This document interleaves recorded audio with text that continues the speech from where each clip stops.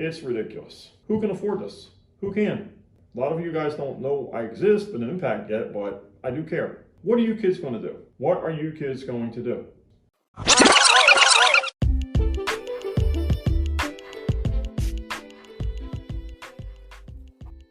Hello, I'm Elijah Pistana, I'm Melissa Vargas. I'm David Martin. I'm Nicholas Seas. and welcome to the Wealth Gap in Housing Miami Breakdown, a podcast where we discuss how housing affects Miami citizens and also South Floridians. You just heard the voice of Fred Christian, an advocate for the disabled community and younger generation for people of Miami. Fred has spoke about many things with us in this interview, which you can find out more with our partners working with Catalyst Miami and Florida International University. The purpose of this podcast is to show how were we able to research these important topics that affect South Floridians, things involving housing, rent, and also how housing needs to be advocated for the disabled community. Focusing on this, we have various research that benefits the community and to understand our research process. Alyssa, what were you able to see within our research that was beneficial to understanding the situation of the disabled community and housing when we were talking with Fred? One really great thing I found within doing a lot of our research is that the Fair Housing Act was only really amended back in 1980, and that was only maybe 34 years ago. So not even 40 years ago have we had the bare minimum of housing advocacy for the disability community here in South Florida. And we kind of see that translated now in our interview with Fred.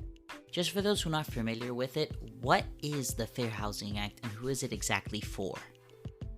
The Fair Housing Act was an act passed back in 1988, like I said, which prohibited discrimination in the sale, rental, and financing of housing on the basis of disability. The amendments enacted in 1989 and 1988 made it illegal for housing providers to refuse to rent or sell to people with disabilities, impose different qualification criteria, or require different fees, terms, or conditions.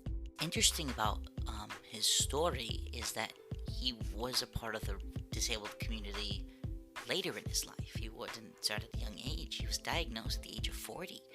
And it's hard for people to be able to relate to that. But once you realize that you have some crutches and some disabilities that are inhibiting you for some things, it's difficult to go into that. So when it comes into housing, it's very hard to find a home when you're disabled. David, what do you think about that? Is there something similar to what research was going on your end? Yeah, like for example, for Fred Christian's interview, for his interview, he was talking about like his experience with disability and how he was diagnosed later on in his life, and also his experience with housing and the struggles that came with it. For example, in our research, we found the household heads who are elderly or have disabilities, the availability of affordable housing in the community can make a difference between living independently and moving into a more restrictive setting.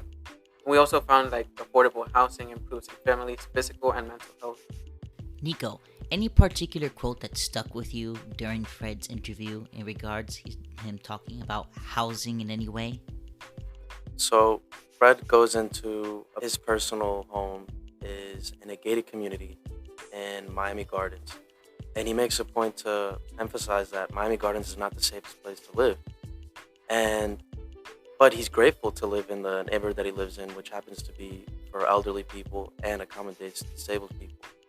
He also points out that outside of his gates, it's not a safe place to live. It's very dangerous, and it really allows the audience to think about how other people that are not as fortunate as he is, how do they survive, and how are their daily lives are affected by their environment and their disabilities on top of that.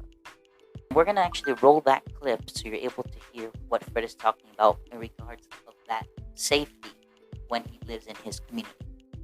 All right, sounds good. It actually is pretty calm and pretty quiet. Believe it or not, Miami Gardens can be kind of a hot spot, like maybe Miami-Dade can with the gun violence and different things that happen. But our community is pretty calm and orderly. Most people try to get along with each other.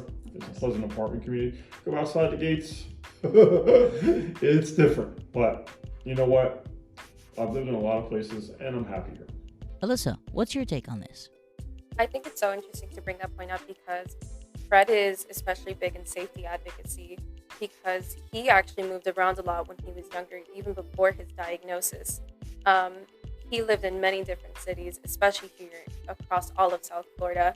It's actually interesting because before his diagnosis, his father is disabled as well. And so he actually had to move out of his home in Ocala, Florida, due to the fact that the community of the house he was living in was just not accepting of disabled people. And so it's interesting to see that no matter what, affordable housing and safety are connected. It's interesting because Public safety and accessibility for homes for the disabled is what Fred really focuses on. And within our research, we were looking at how Miami, Florida is really safe considered to most other cities. When ranked among most cities within Florida, Miami is marked within 24 cities below, with the affordability ranking nationality of 220 compared to places like Tallahassee, Ocala, and even Pensacola. It's important to understand that Miami is one of the largest cities to account for in the United States. So the larger the population is, the more things that have to advocate for housing.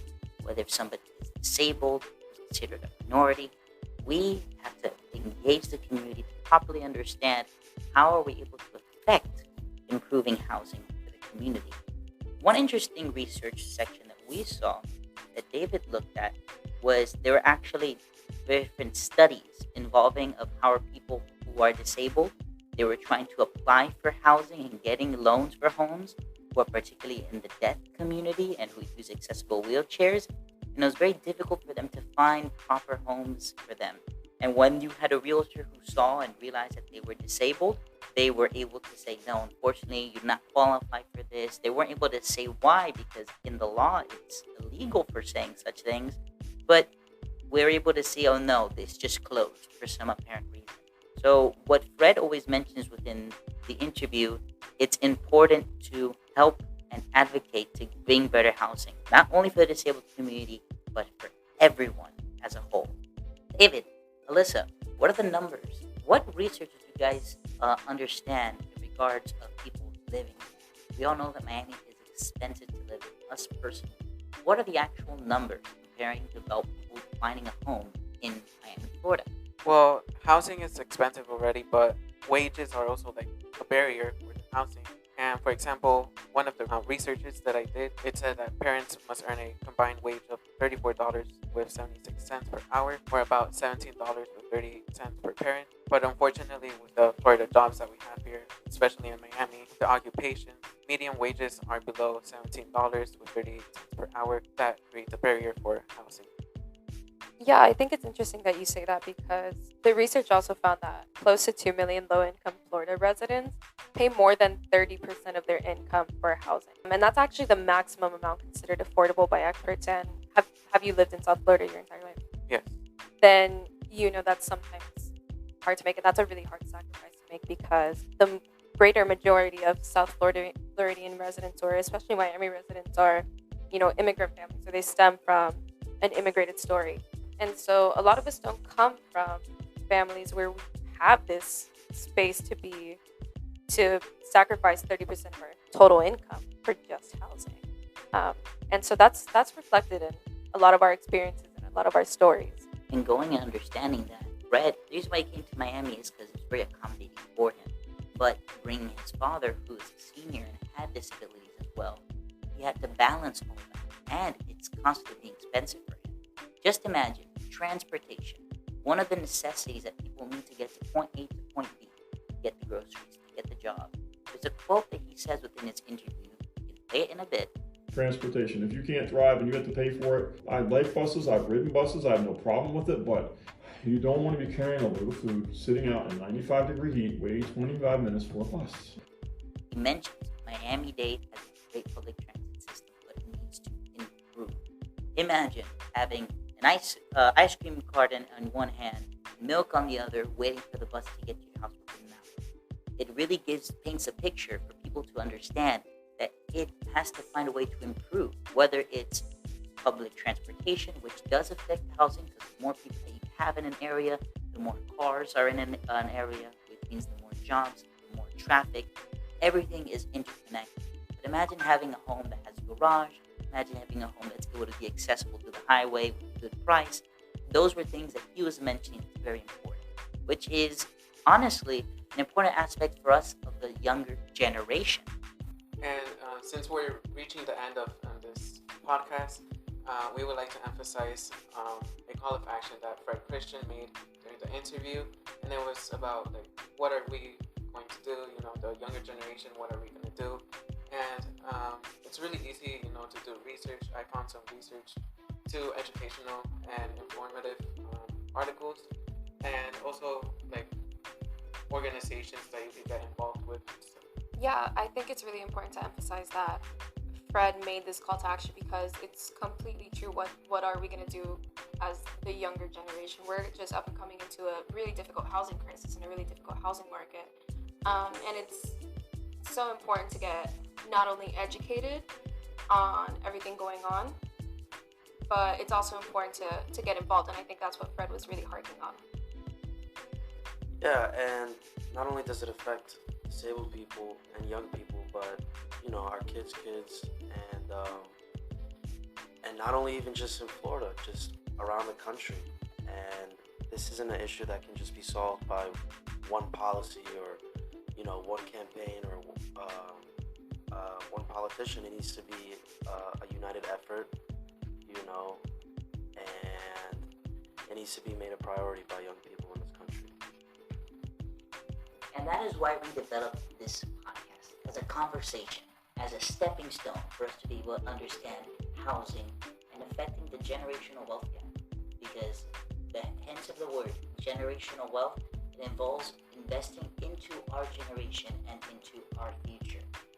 We just thank you for your time for listening to this podcast. And with that, we're going to be presenting a couple of people who we've worked with and that Fred worked with that you could find ways to be able to donate and to be a part of. Alyssa, what are the particular organizations that people could get themselves involved with or be able to partner with to be able to make that change that we're talking about right now? Yeah, thankfully we had the opportunity to find a few different resources and organizations that a lot of the younger generations can work with. For example, one that we work with and Fred works with is Catalyst Miami, who advocates for a variety of things such as social justice, economic opportunities, and climate change, and much more.